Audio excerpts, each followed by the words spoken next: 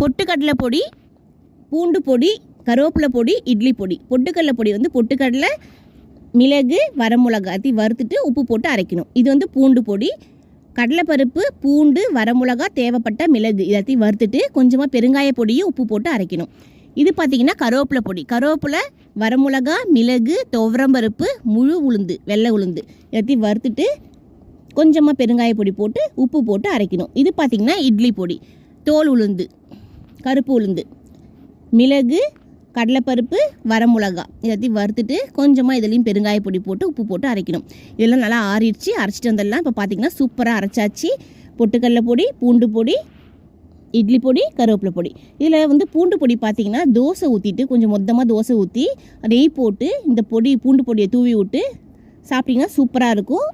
கருவேப்பிலை பொடி பார்த்திங்கன்னா சுட சுட சாதம் போட்டு நெய் போட்டு கருவேப்பிலை பொடி போட்டு சாப்பிட்டிங்கன்னா சூப்பராக இருக்கும். ட்ரை பண்ணி பாருங்கள்.